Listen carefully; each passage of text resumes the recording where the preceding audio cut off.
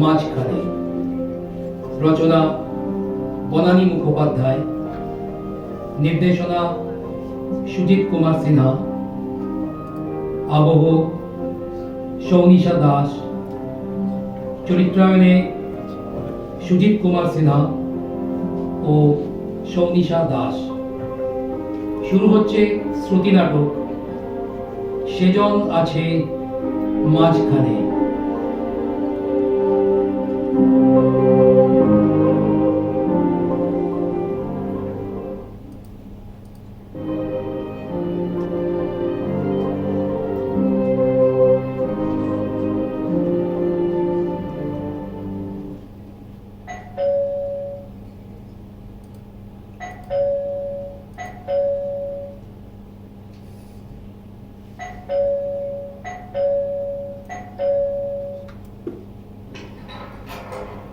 কি হলো? এতবার বেল বাজাচ্ছি, কি হলো? ঘুমিয়ে পড়েছিলে নাকি? ঘুমোটা তো কি, একা একা আর কতক্ষণ বসে থাকা যায় বলো? রাত 11টা বেজে গেছে। আমার তো চিন্তা হচ্ছিল এতক্ষণে তোমার ফেরার সময় হলো। কেন? আমাকে যে সন্ধ্যের পরই বাড়ি ফিরতে হবে এরকম কোনো দিব্যি করেছিলাম নাকি তোমার কাছে? অমন করে বলছো কেন? আমার তো কোনোদিন ফিরতে তোমার তো দেরি হয় না, তাই জিজ্ঞেস করলাম। তুমি রাগ করলে? আরে দূর বাবা, আমি কি তাই বলেছি নাকি? রাগ করবো কেন? আসলে সাত তাড়াতাড়ি বাড়ি ফিরেই বা কি করবো? কেন? আমি তো আছি বাড়িতে, আমার সঙ্গে গল্প করবে, গান শুনবে, টিভি দেখবে। না না, ওসব আমার ভালো লাগে না। তুমি তো জানো সব। তাছাড়া কতক্ষণই বা টিভি দেখবো, কতই বা গান শোনা যায়? আমি ওসব পারি না। কিন্তু আমি তো তাই করি গো। টিভি দেখি, বই পড়ি, গান শুনি।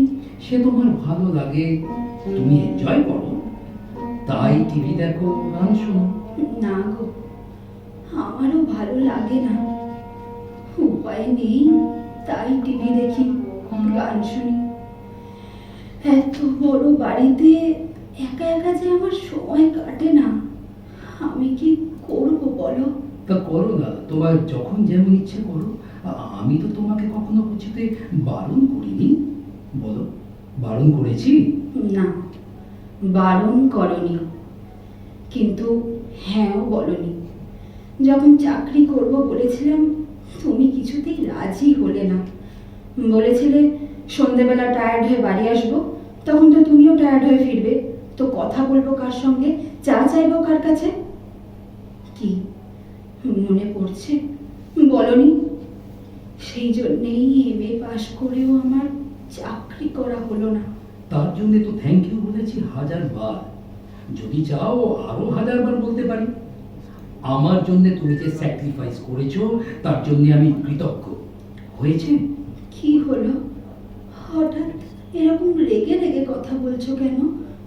তুমি তো কখনো এমন করে কথা বলো না। কারোর সঙ্গে ঝগড়া হয়েছে? ঝগড়া? আমাকে কি কখনো ঝগড়া করতে দেখেছো? আসলে আজকে আমার মনটা একটু ভালো নেই। কেন মন ভালো নেই কেন? কোথায় ছিলে তুমি এতক্ষণ? কারোর বাড়ি গেছিলে নাকি? কি হলো, চুপ করে আছো কেন? বলো। হ্যাঁ, গিয়েছিলাম শুভময়ের বাড়ি। ওর মেয়ের জন্মদিন ছিল আজ। ওমা, তাই তো, আজই তো 8ই অগস্ট, আজই তো তিতলির জন্মদিন। তুমি গেলে আর আমায় নিয়ে গেলে না? আমারও তো যাবার কথা ছিল, আমায় একটু মনে করিয়ে দেবে তো? আজ ওখানে কত লোক, কত বাচ্চা। সেই জন্যই তো নিয়ে যায়নি। ওখানে গেলেই তো তোমার মন খারাপ হতো। তা হতো, কতগুলো বাচ্চাকে দেখে যখন এই শূন্য পুরীতে ফিরে আসি, মন খারাপ হয় বই কি।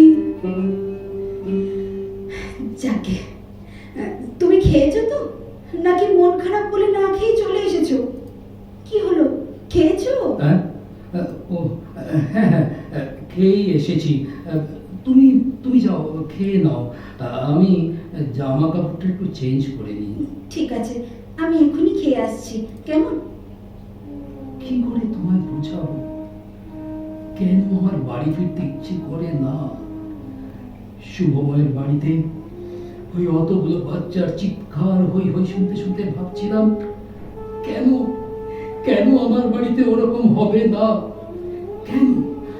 কোনখানে কার কাছে কি দোষ করেছি? কি অপরাধ করেছি আমি? কি হলো? একা একা কি বিড়বিড় করছো গো? এই কি, তুমি কাঁদছো? কেন কাঁদছো কেন? কই, আমি তো কাঁদি না। সারাটা দিন যখন আমি একা থাকি, আমার কোনো কাজ থাকে না। এই ঘর থেকে ও ঘর, এই বারান্দা থেকে ও বারান্দা, তখনও তো আমি কাঁদি না। শুধু দুপুরে যখন আমি একা ঘরে ঘুমোতে যাই, তখন তখন মনে হয় নেই কি একটা ছোট্ট সোনা আমার কোলের মধ্যে। মনে হয় কোলের কাছে কেউ থাকলে হতো। তখনও কিন্তু আমি কাঁদি না। ভাবি, আমার কান্না যে তোমাকেও কাঁদাবে, আর সেটা তো আমি সহ্য করতে পারবো না গো। কোন মন্তরে তুমি সবকিছু ভুলে থাকো দিয়া? আমি তো পারি না, আমি তো পারি না তোমার মতো সব ভুলে থাকতে। কেন আমার মনে হয় আমার জীবনে কিচ্ছু নেই, সব শূন্য, সব ফাঁকা? কেন কেন মনে হয় না, তুমি কাঁদবে না, একদম কাঁদবে না। যাকে, এখন বলো তো, ও বাড়িতে কি হলো? আমার যে খুব শুনতে ইচ্ছে করছে। অনেক বাচ্চা এসেছিল, ওরা সব নাচ গান করলো। আমাদের অনেক বন্ধুরাও এসেছিল বউ বাচ্চা নিয়ে। খুব খাওয়া দাওয়া হলো। খুব খুব খুব সেজেছিল না তিতলি? হ্যাঁ, খুব। ওই মণিপুরি নাচে যেমন ড্রেস হয়, ওই রকম ড্রেস পরিয়েছিল ওকে। ও মা, তাই? হ্যাঁ গো, আমার কথা কেউ জিজ্ঞেস করেনি? শুভময়দা, সাথী? হ্যাঁ, সবাই জিজ্ঞেস করছিল। আমি বললাম ওর শরীরটা খারাপ। মিথ্যে কথা বললে? মিথ্যে না বললে তো কঠিন সত্যি বলতে হতো। বলতে, তাই বলতে বলতে আমাদের তো কোনো বাচ্চা কাচ্চা নেই, এখানে এলে ওর কষ্ট হবে তাই ওকে আনিনি, ব্যাস চুকে যেত। সত্যি কি চুকে যায় দিয়া? বলো, যায়? আবার আবার তুমি অন্যরকম হয়ে যাচ্ছ। হ্যাঁ গো, ওর জন্য কিছু কিনেছিলে নাকি খালি হাতেই নেমন্তন্ন গেছিলে? না না, খালি হাতে যাবো কেন?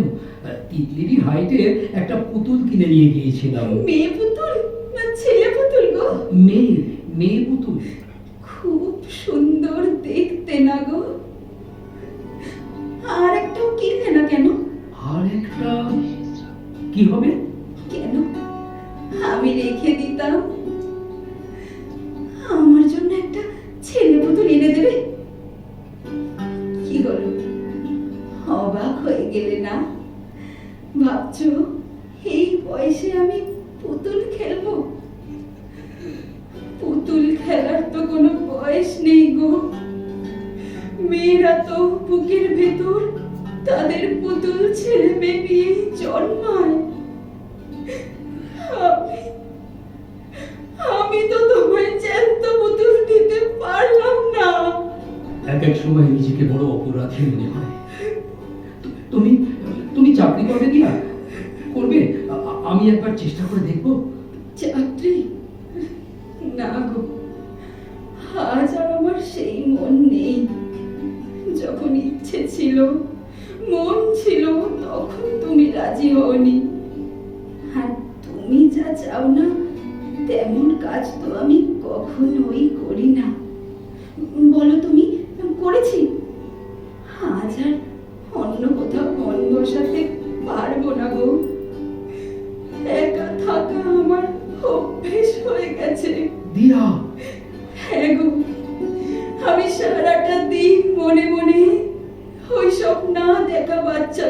সঙ্গে কথা বলি, ওদের সাজাই, খাওয়াই। কল্পনার তো কোনো লিমিট নেই। আমি কল্পনাতে ওদের মা হয়ে যাই।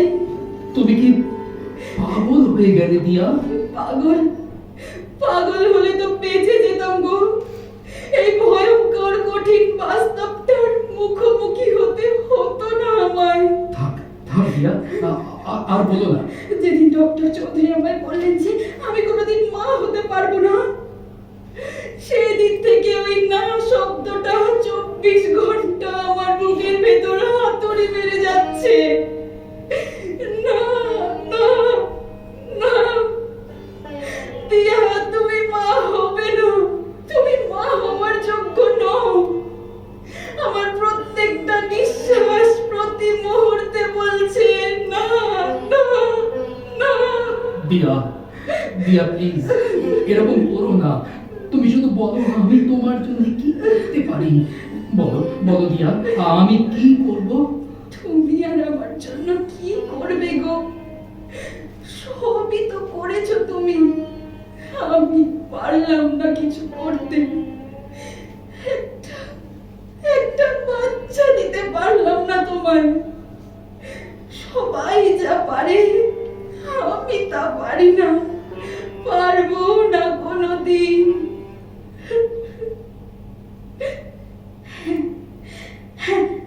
পারো তুমি, একটা কাজ করতে পারো তুমি আমার জন্য। বলো দিয়া, বলো কি কাজ? একটা একটা রিকোয়েস্ট করব। আগে বলোই না। রাখবে তো কথাটা? তুমি আরেকটা বিয়ে করো। দিয়া, আজ আজ আমি তোমায় কাঁদতে দেখেছি গো। এত কান্না নিয়ে তুমি সারা জীবন কাটাবে কি করে? আমি পারলাম না, আর কেউ তো পারবে বলো? কি হলো বলো, চুপ করে আছো কেন? কখনো আর কখনো ওরকম কথা বলবে না দিয়া। তুমি যা দিতে পারোনি তাহার কারোর কাছ থেকে আমি চাই না। তুমি মা হতে পারোনি সেটা তো তোমার দোষ নয়। তুমি তো তেমন ভাবেই জন্মেছ, সেভাবেই তোমাকে তৈরি করা হয়েছে। বলবে না, বলবে না, আর কখনো উচ্চারণ করবে না ওই কথা। কোনো দিন নয়। প্রমিস করো, প্রমিস। প্রমিস করছি, আর বলবো না, কখনো না। আর কান্না নয়, এবারে শুতে চলো তো, অনেক রাত হয়েছে। তোমার ঘুম পেয়েছে না গো? কিন্তু আমার যে ঘুম পাইনি। একটা ঘুমের ওষুধ খেয়ে নাও, তা না হলে আজ আর তোমার ঘুম আসবে না। ঘুম তো আমার কোনো দিনই আসে না গো। যখন তুমি ঘুমিয়ে পড়ো তখন আমি কল্পনার চোখে দেখতে পাই আমাদের দুজনের মাঝখানে সে শুয়ে আছে। সেই ফর্সা ধবধবে এক মাথা কালো কোকড়া চুল, আমার পাবলু। বাবলু? হ্যাঁ, পাবলু। সেই তো রোজ তোমার আমার মাঝখানে শুয়ে থাকে। জানো, আমি যখন খুব ছোট ছিলাম আমার মা না একটা গান গাইতো, মায়ের ছোট্টবেলার গান। বাবলু আমার সোনা, আমার আমার জাদুমণি, প্রায়ই গাইতো মা। সেই থেকে আমার মনের আকাশে বাবলু নামের একটা রামধনু আঁকা হয়ে গেছিল। কোনো বৃষ্টি, কোনো মেঘের সাথে নেই আমার আকাশ থেকে সরিয়ে দেবার। সেই জন্যই তো তোমাকে বলেছিলাম একটা ছেলে পুতুল আনবার জন্যে। হ্যাঁ গো, এনে দেবে তো আমার বাবলুকে? আনবে তো? আনবো দিয়া, কালকেই আনবো। আমি জানতাম না দিয়া, আমি কোনো দিন জানতে পারিনি তোমার মনের কথা। তুমিও জানতে দাওনি কখনো। আমি স্বার্থপরের মতো শুধু নিজের কথাই বলেছি। কিন্তু আর না, এবার থেকে আমিও ভাববো তোমার বাবলুর কথা, আমাদের বাবলুর কথা। তুমি দুঃখ করো না গো, নাই বা থাকলো আমাদের রক্ত মাংসের বাবলু। স্বপ্নের বাবলুকে তো কেউ কেড়ে নিতে পারবে না বলো। দিয়া, না, তুমি কাঁদবে না, একদম না। তুমি কাঁদলে যে আমার আরো কষ্ট হবে গো। দিয়া, দিয়া একটা কথা বলবো, আগে কখনো বলিনি, আজ বলছি। এখানে তো অনেক এমন জায়গা আছে যেখানে অনেক অনেক বাবলু বসে আছে, অপেক্ষা করে আছে তাদের নতুন কোনো বাপ মায়ের অপেক্ষায়। আমরা এরকম একটা বাবলুকে নিয়ে আসবো আমাদের কাছে, নেবে সেরকম একটা বাবলুকে লুকিয়ে রাখবে আমাদের বুকের ভেতর। চেষ্টা করবো দিয়া এমন একটা বাবলুর জন্য। সত্যি বলছো আনবে? আমিও তো কতদিন ভেবেছি তোমায় বলবো, কিন্তু সাহস হয়নি আমার বলতে। যদি তুমি রাজি না হও, যদি রেগে যাও আমার উপর, তাই আমি বলতে পারিনি, কখনো না, কোনো দিনও নয়। দিয়া, ওগো, ওগো, এবার আমার বাবলুকে তাড়াতাড়ি এনে দাও।